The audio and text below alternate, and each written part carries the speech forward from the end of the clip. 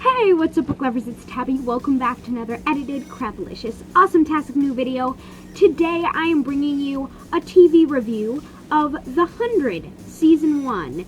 And it's going to be a review of all of Season 1, which is 13 episodes long. First off, just gotta say, this TV show is amazing. Seriously, it is so good. You guys need to watch it. I can't believe if you haven't started it, because it's really good. Like, the last TV review I did was Arrow.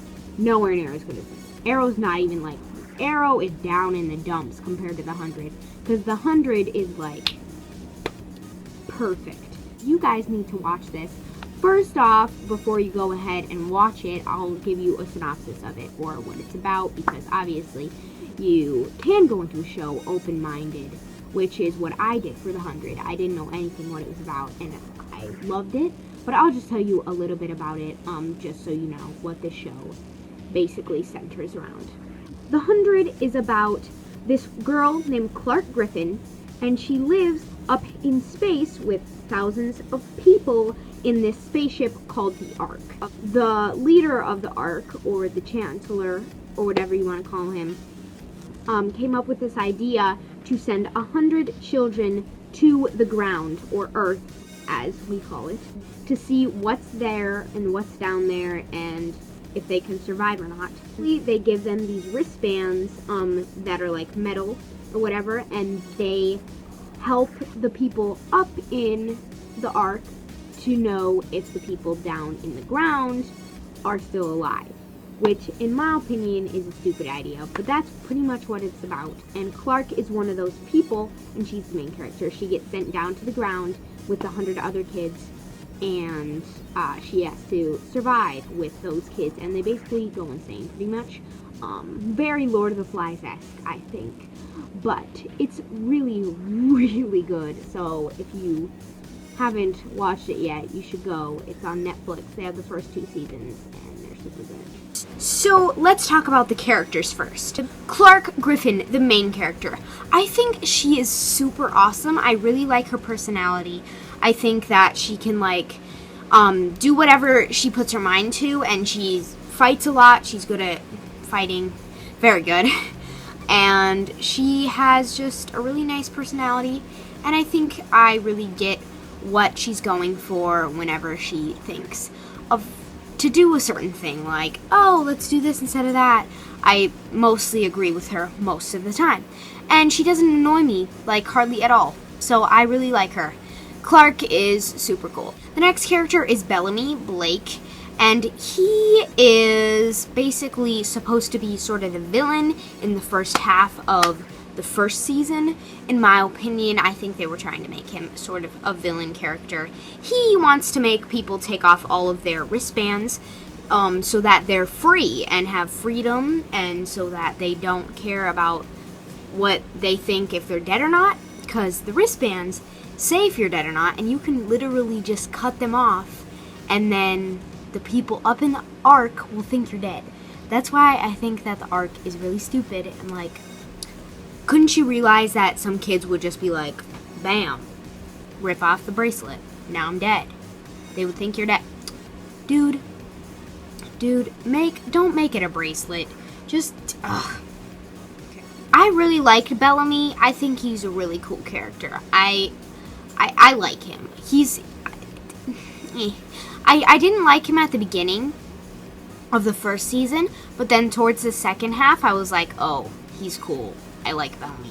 Bellamy's sister, Octavia. I love Octavia. Since the first episode, I was like, oh, she's so cool. In the first episode, she's supposed to be like a popular girl who bosses everyone around and is like, has her brother who she hates, and she's like, ugh, brother, stop it.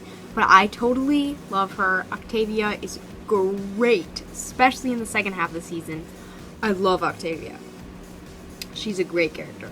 Character Finn. Finn is basically supposed to be Clark's love interest in the first half of the season, but then he kind of goes away.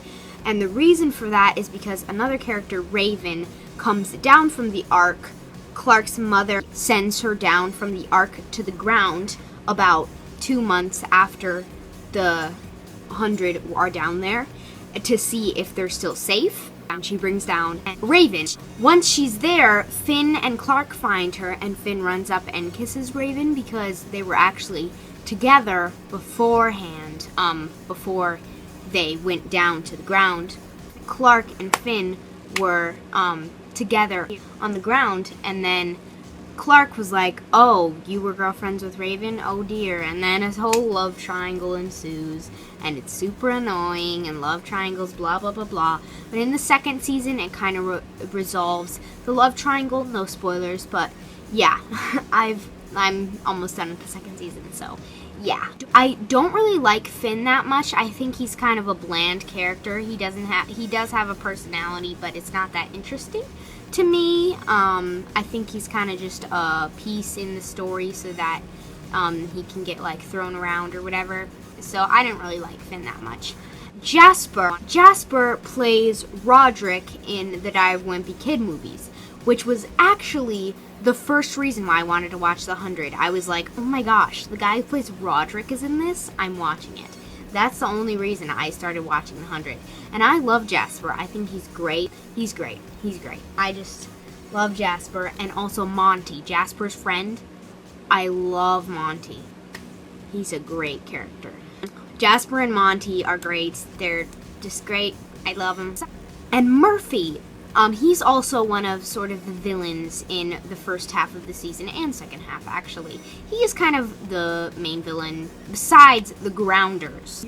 Murphy, I think he's a weird character. He's kind of insane and kills everyone, so that's cool. Yay. The Grounders. These are the people that have already been on the Earth before the Ark people. They're basically have like weapons and stuff like bows and spears, and they're super good at fighting, and they try to attack the 100 kids on the ground. Attack them with like spears, and they sneak attack from the trees, and it's really cool. The Grounders are basically the main villain of the first season, and they try to like kill the 100 kids. They try to attack their base and stuff, and it's really interesting. It actually reminds me a lot of the Hunger Games in quite a few ways, and that's why a certain reason why I love the 100, because I love the Hunger Games and it's super good. So just watch the 100 and the Hunger Games. But everyone's seen the Hunger Games, so if you like the Hunger Games, you're gonna like the 100, which is great. The Grounders are very evil and ugly. They kind of look like orcs, pretty much, but they look more human-like. But yeah. So once all the 100 kids go to the ground, they don't have any rules. So obviously Bellamy tries to take off people's bracelets, and he's trying to make people take off their bracelets because he wants them to be free. So that happens, and that whole drama, and Clark's like, oh no, don't take off the bracelets. We want them to know that we're alive still. Then they're going to think we're all dead, and none of them can come to the ground again, and we'll just all die down here. Clark was great in the first few episodes, and she's great in the whole season. But yeah, in the first half of the season, this little girl comes in, and she is like 12 years old, and she was sent to the ground, and she kills the Chancellor's son, Wells, which is sad, because Bellamy went up to her and she was scared, and because she had nightmares, and Bellamy was like, just slay your demons, it's okay, blah blah blah blah, made this giant speech about it, and she was like, okay, I'll slay my demons in her dream or whatever. And her villain in the dream that she hated and was scaring her was Wells, who was actually a guy on the ground, and so she killed him, and then everyone was like, oh no, who killed Wells? They all think that Murphy killed Wells, so they all are like, Murphy, Murphy, Murphy, and they all like try to kill him and stuff, and then they're like, I hate you, Murphy, and then it wasn't Murphy, so then the 12-year-old girl jumps off a cliff because she's sad that she killed Wells, and it's really sad. And then Murphy runs away after that. So the show goes from flashbacks to the people on the ground from the Ark. So basically all the parents are on the Ark, and they go from the ground, so like where the kids are, to the Ark. So from in between scenes, you get to learn stuff about the Ark and the ground, and it's really cool. I like that aspect. Just really well done. I love this show. Also, the backstory on Octavia and Bellamy, because they're brother and sister, that backstory though, that was great. I loved it so much. The backstory of Bellamy and Octavia Blake. Oh my gosh. That episode was really good. One of the grounders, his name is Lincoln, and Bellamy basically takes him in to their place to see what the grounders are, ask questions, and he basically tortures them and is like, what are the grounders, blah blah blah, where are they trying to get us, tell us everything. And he tortures Lincoln to figure out all of this. Octavia starts to get to know Lincoln because Lincoln stole Octavia before, and that's why Bellamy took Lincoln. Lincoln actually kidnapped Octavia, which Bellamy was not happy about. But Octavia actually started to like Lincoln, and Lincoln saved her. So she was like, oh, Lincoln, he's nice, blah, blah, blah, blah, blah. Of Lincoln and Octavia's relationship. At first, I shipped Jasper with Octavia, but then I was like, never mind. Eventually, on the ground, all of the children take their bracelets off.